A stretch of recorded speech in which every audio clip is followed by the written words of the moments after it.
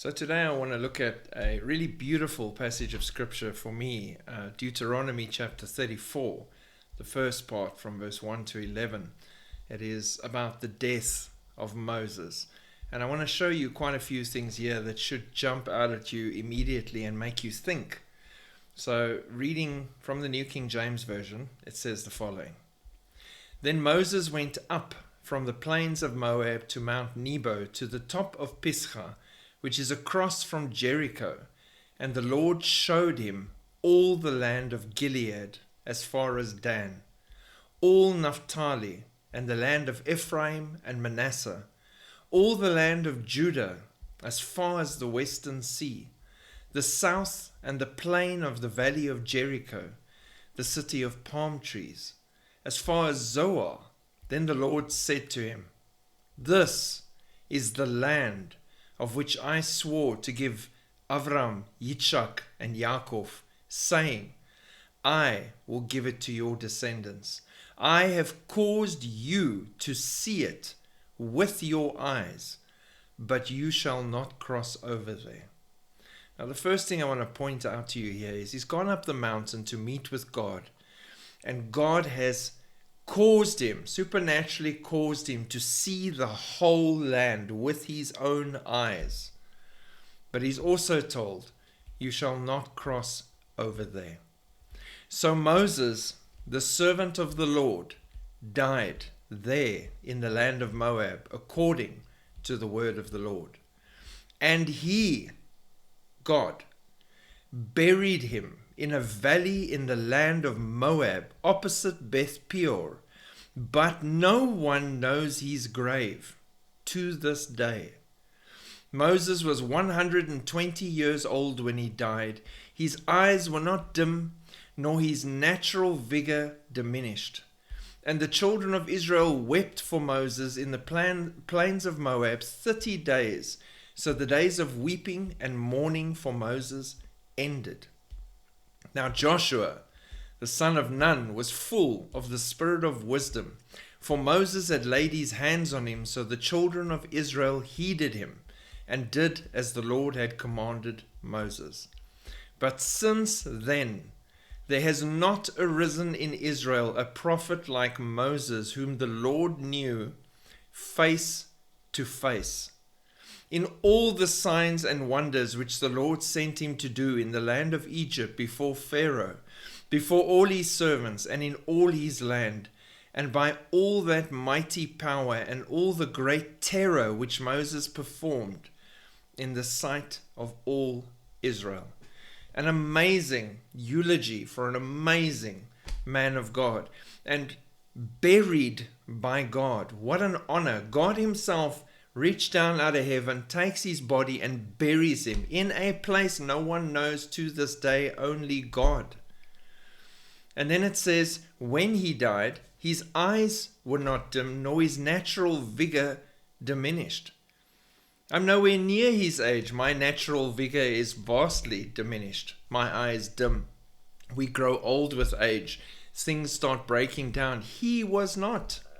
God had blessed him with perfect health, perfect eyesight, perfect strength, right up to the day when he said, "This is your day to die."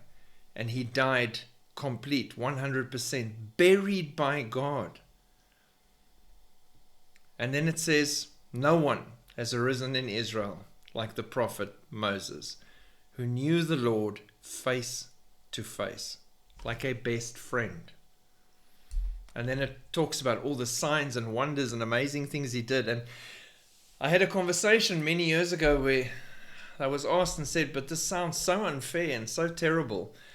Shame. And I pointed out how amazing this actually is. The fact that he had a perfect body, he was super healthy, he had perfect eyesight. He was being used by God to perform miracles. These amazing things that God did all the time, the water from the rock, the provision, everything. All wisdom and the meetings with God, seeing him walk past the afterglow of his glory. What an absolute blessing to have lived that life the way he lived it. And he never complained about it.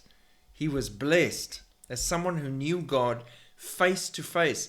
the only person in the entire history of mankind that God himself took the time to bury by himself in a place no one knows to this day. You read elsewhere in the Bible that the devil came to contest about the body of Moses, and Michael stood against him. That body is protected for a reason, and I personally think it's because he's one of the two witnesses for the time of the tribulation. Side issue.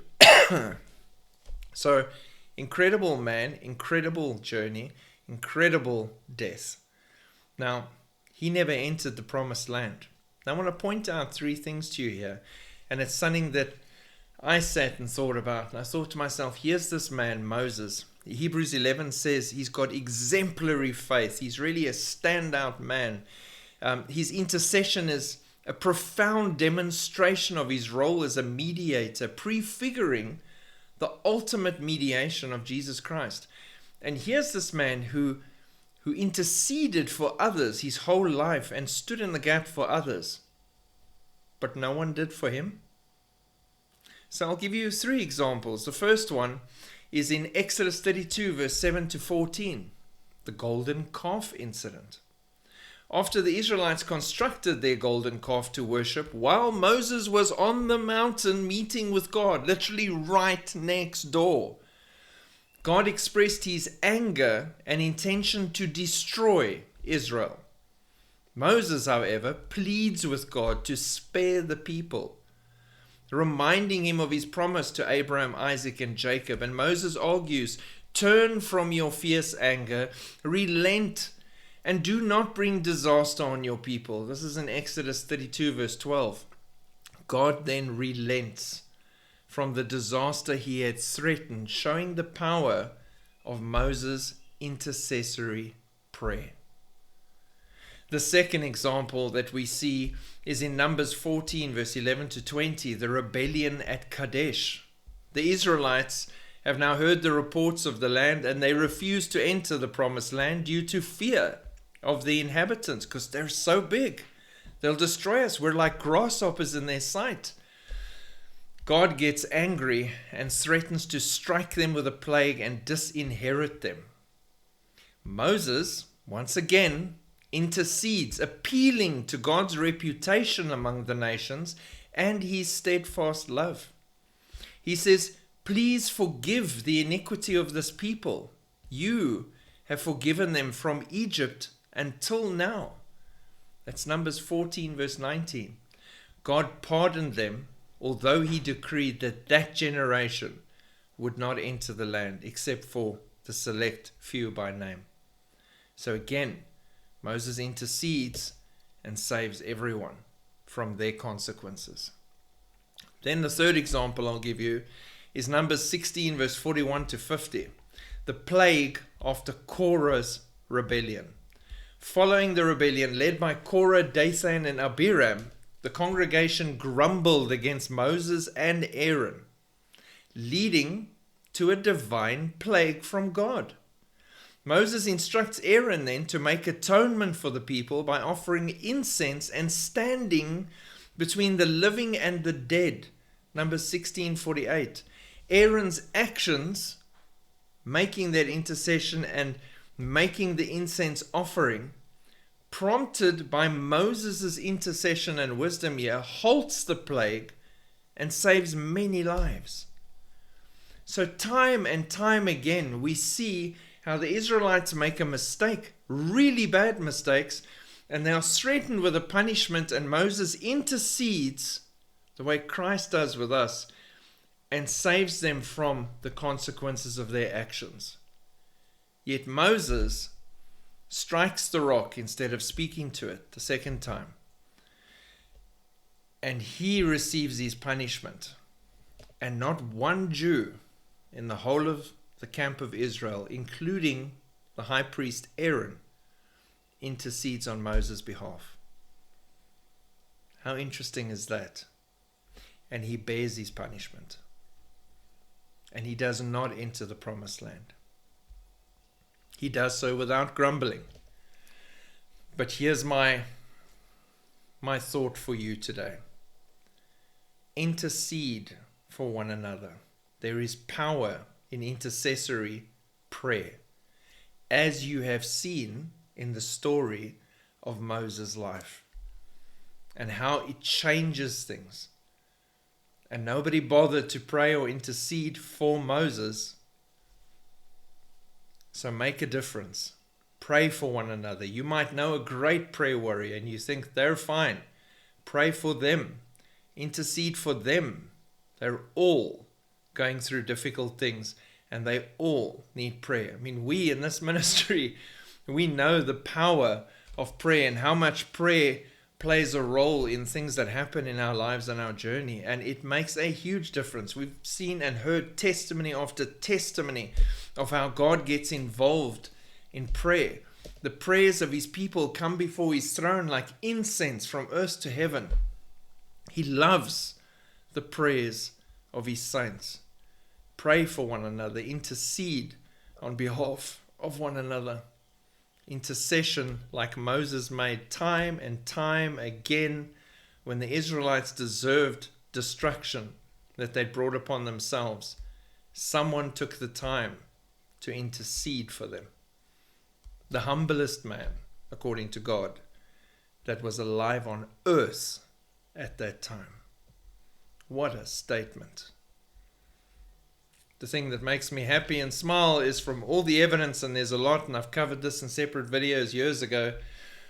Moses and Elijah are the two witnesses, and I smile when I think Moses, finally, God's going to put him back in his body that he's been looking after all this time, thousands and thousands of years, and he's going to march his little sandals straight back into the promised land. He's finally, after thousands and thousands of years, going to get to enter and see it with his own eyes while on a divine mission from God. What a reward.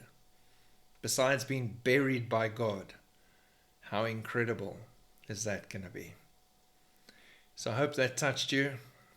There's so many stories like that.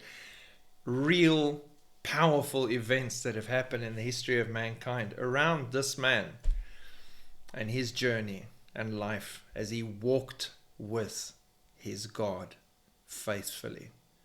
May we too strive to walk faithfully with our God and to intercede faithfully and be known as a nation of priests, warriors, and prayer intercessors in this final time.